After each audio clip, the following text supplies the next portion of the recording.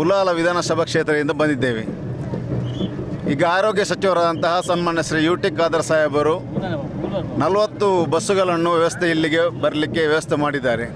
ನೂತನವಾಗಿ ಇವತ್ತು ರಾಜ್ಯದ ಕಾಂಗ್ರೆಸ್ ಪಕ್ಷದ ಅಧ್ಯಕ್ಷರಾಗಿ ಪದಗ್ರಹಣ ಮಾಡಲಿರುವಂಥ ಸನ್ಮಾನ್ಯ BK ಹರಿಪ್ರಸಾದ್ ಅವರಿಗೆ ಮತ್ತು ನೂತನವಾಗಿ ಮುಖ್ಯಮಂತ್ರಿಯಾಗಿ ಆಯ್ಕೆಯಾದಂಥ ನಮ್ಮ ಮುಖಂಡರು, ಅಂದರೆ ಬಹಳ ನಮ್ಮ ಒಂದು ಆಸೆ ಇತ್ತು, ಸಿದ್ದರಾಮಯ್ಯವರ ನಂತರ ನಮಗೆ ಮುಖ್ಯಮಂತ್ರಿಯಾಗಿ ಈಗ ಸಿಕ್ಕಿದ್ದಾರೆ. ಬಹಳ ಸಂತೋಷ ಇದೆ.